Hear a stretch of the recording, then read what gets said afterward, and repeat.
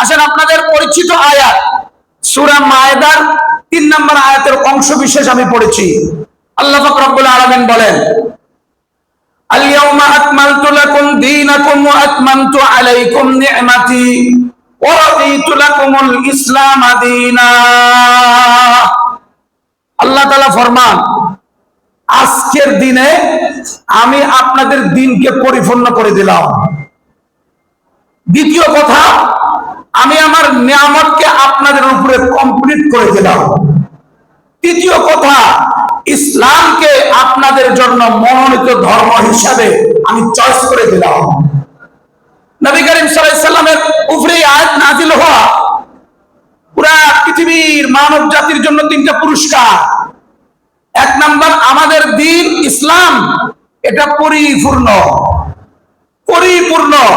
এর মধ্যে এক সুদ কোনো কিছু ঢুকানোর সুযোগ নাই, এখান থেকে এক সুদ বের করার সুযোগ নাই, পরিপূর্ণ এটা। এজন্য কেউ যদি কোনো নতুন বিষয় উদ্ঘাটন করে, নতুন কোনো আমল চালু করে, তাহলে এটা বেদাত। কথা কোন ঠিক না ঠিক? এটা বেদাত। ইমাম মালিক রহমাতুল্লাহ আলাইহি বলেন, কোন ব্যক্তি বেদাত করা অর্থ কি বুঝাইতে চায়? সে বুঝাইতে চায় ওয়া আন্না মুহাম্মাদুর রাসূলুল্লাহ সাল্লাল্লাহু আলাইহি ওয়াসাল্লাম খানার রিসালা। সে বুঝাইতে চায় মুহাম্মদ সাল্লাল্লাহু আলাইহি ওয়াসাল্লাম দ্বীনের রিসালাতের মধ্যে খিয়ানত করেছেন। এই কাজটা নতুন করে সংযোজন হওয়ার দরকার ছিল। এত বড় দুঃসাহস সে দেখা। এজন্য দেখেন যে বেদাত করে, বেদাতের ভয়াবহতা কত দূর। হাসরের ময়দানে নবীজি সাল্লাল্লাহু আলাইহি ওয়াসাল্লাম হাউজে কাউসার থেকে পানি পান করাবেন। ওই সময় পানি পান করাইতে করাইতে মাঝখানে দেওয়াল পড়ে যাবে। নবীজি বলবেন, এরা আমার উম্মত, কেন দেওয়াল দিয়ে দিলা? আমি তো পানি পান করাবো এদেরকে। ফেরেশতারা বলবে, আপনি চলে আসার পরে আপনার দ্বীনের মধ্যে পরিবর্তন এসেছে, আপনার দ্বীনের মধ্যে কিছু বিষয় ঢুকেছে। এখন নবীজি বলবেন, সহকান সহকা লিমান গায়্যারা বাদি, তোমরা দূর হয়ে যাও, দূর হয়ে যাও, আমার পরে আমার দ্বীনের মধ্যে তোমরা বর্ধিত করেছো। এটা হলো বেদাতীদের জন্য বড় ভয়ঙ্কর কথা। তাহলে আমরা স্পষ্ট একটা বিষয় বুঝতে পারলাম, ইসলাম আমাদের জন্য পরিপূর্ণ। এই পরিপূর্ণর ঘোষণা আমাদের উপরে, আমাদের নিয়ামত আল্লাহ পরিপূর্ণ করেছেন। ইসলাম বিজয়ী, নবীজি বিজয়ী, নবীজির সমস্ত সাহাবায়ে কেরাম বিজয়ী। দ্বীনে ইসলামের দলিল প্রমাণ সবকিছুর মাধ্যমে দ্বীনে ইসলাম বিজয়ী।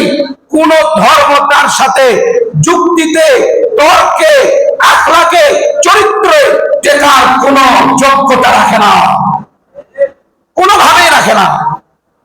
তৃতীয় নাম্বার পুরস্কার, ইসলামটা আমাদের সবচেয়ে বড় শরিয়াত। এটার মাধ্যমে আমাদের বাড়ি, আমাদের ঘর, আমাদের গ্রাম, আমাদের থানা, আমাদের জেলা, আমাদের রাষ্ট্র, আন্তর্জাতিক জীবন পর্যন্ত এটার উপরে চলতে থাকবে। বিকল্প কোন ধারা মুসলমান গ্রহণ করতে পারে না। তাহলে মুসলমান কমপ্লিট, ইসলাম তার কাছে কমপ্লিট। এটার কারণে সে মুসলমান, এটা মানার কারণে সে মুসলমান। এটা কমপ্লিট, পরিপূর্ণ। এর মধ্যে কোন সাইটে কমতি নাই, কোন সাইটে কমতি নাই। এই কমতি যদি আপনি মনে করেন, তাহলে তো কিছু ঢুকাইতে হবে, তাহলে আপনি মুসলমান না। আপনি যদি মনে করেন কিছু বিষয় বাড়াবাড়ি আছে, এখান থেকে কিছু বিষয় কমাইতে হবে, তাহলে আপনি মুসলমান না। এটা যে কত সুন্দর পরিপূর্ণ তার প্রমাণ বুখারী শরীফের হাদিস থেকে দেখেন। ইহুদি বুঝতে পেরেছে। এক ইহুদি এসে হযরত ওমর রাদিয়াল্লাহু তাআলা আনকে বলেন, ইয়া আমিরুল মুমিনিন, আয়াতুন ফি কিতাবিকুম তাকরাউনাহা, আপনাদের কিতাবে একটা আয়াত আছে, আপনারা পড়েন। লাউ নাযালাত আলাইনা লাত্তাখাযাত ইয়াওমা ঈদা, ওই আয়াতটা যদি আমাদের উপরে নাজিল হতো, আমরা ওই দিনকে ঈদ বানাইতাম। হযরত ওমর বললেন, কোন জায়গায় নাজিল হয়েছে, কোন দিনে নাজিল হয়েছে, কি অবস্থায় নাজিল হয়েছে, এগুলো সব আমার জানা আছে। এ কথা বলে হযরত ওমর ওই ইহুদিকে জানায় দিলেন, শরীয়তের নিয়ম যেটাকে যেভাবে রেখেছে সেভাবেই চলবে। আমার তরফ থেকে শরীয়তের মধ্যে কোনো বিধান বর্ধিত করার সুযোগ নাই। আমাদের ঈদ ঈদুল ফিতর, আমাদের ঈদ ঈদুল আজহা, এছাড়া কোনো দ্বিতীয় কোনো ঈদ নাই। সুতরাং আমরা নতুন করে এই আয়াত যেই দিন নাজিল হয়েছে, আরাফার দিন 9 জিলহজ, ওটা জুমাবার ছিল, ওটা ছিল আরাফার ময়দান। নবী করিম সাল্লাল্লাহু আলাইহি সাল্লাম গাধার উপরে, উটের উপরে বসা ছিলেন। সেই কোরআন নাজিলের ভারতের কারণে উট বসে গেছে জমিনে। এমন পরিস্থিতি সব আমার জানা আছে, সবকিছুই আমার জানা। কিন্তু শরীয়তে নতুন করে কোন দিনকে আবার নতুন করে ঘোষণা করবে, এটা শরীয়ত যেভাবে আছে সেভাবেই থাকবে। কোন সময়ের জন্য ঈদুল ফিতর ছাড়া, ঈদুল আজহা ছাড়া নতুন করে তৃতীয় কোন ঈদ আমদানি করা মুসলমানের কাম হতে পারে না, এটা কোনো সুযোগ নাই। তাহলে ইহুদি বুঝতে পারলো এই দিনটা কত মর্যাদাবান। আজকে তাদের ইসলাম পরিপূর্ণ, তাদের দিন পরিপূর্ণ, আল্লাহর দেওয়া নিয়ামত, তার গোলামি করে, তার নিয়ামতের উপরে চলে, তার রাজত্ব সবকিছু তার। এজন্য তার আইন মোতাবেক রাষ্ট্র চালায়, তার আইন মোতাবেক সব কিছুকে সর্বমহলে ছড়িয়ে দেয়, এভাবেই চলে। এই জন্য আল্লাহ পাক রব্বুল আলামিন তাদের জন্য কি পরিমাণ খুশির একটা আয়াত নাজিল করলেন।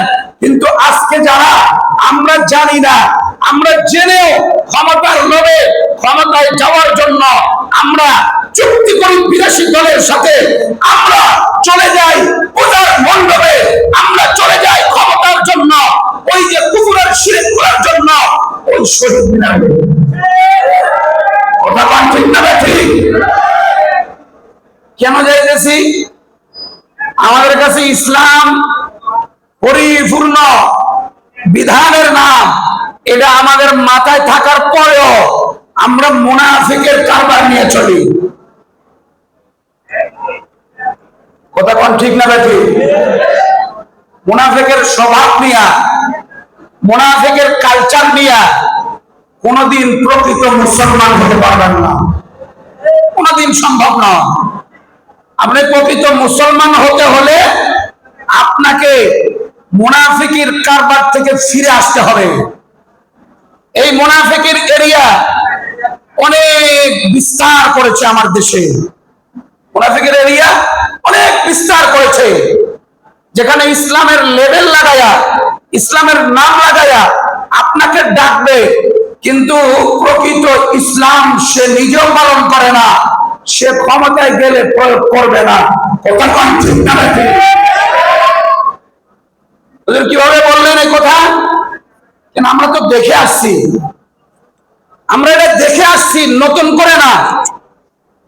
আল্লাহ পাক রব্বুল আলামিনের কোরআনে কারীমের আয়াত, আতামুরুনা নাসা বিল বিররি ওয়া তানসাউনা আনফুসাকুম। আল্লাহ তাআলা বলেন যে তুমি মানুষদেরকে ভালো কাজের আদেশ করতেছো কিন্তু নিজেকে ভুলে গেছো, সৎ কাজের আদেশ করতেছো কিন্তু তুমি নিজেকে ভুলে গেছো, তুমি নিজের উপরে নাই। আল্লাহ তাআলা আরো বলেন, ওমান আহসানু কাওলাম মিম্মান দাআ ইলাল্লাহ ওয়া আমিলা সালিহা ওয়া ক্বালা ইন্নানি মিনাল মুসলিমিন। সে আল্লাহর দিকে আহ্বান করে, আবার সৎ কাজ করে, শরীয়তের বাইরে কোনো কাজ করে না। সে শহীদ মিনারে যায় ফুল দেওয়ার সুযোগ কোন দিন কায়েমের সৈনিকের দ্বারা সম্ভব নয়। কোন দিন কায়েমের সৈনিক শিরিক করবে আবার দিন কায়েমের জন্য নিবেদিত প্রাণ হবে, এটা কোনোদিন সম্ভব নয়। আপনাকে আগে প্রতিজ্ঞাবদ্ধ হতে হবে যে আমি দিন কায়েম করব, আমাকে পরিপূর্ণ দিনের উপরে অটল অবিচল হতে হবে, অটল অবিচল। শিরিক থেকে, কুফর থেকে, বেদাত থেকে, কুসংস্কার থেকে সবকিছু থেকে নিজেকে আলাদা করে একেবারে ইসলামের সৈনিক হিসেবে তৈরি করতে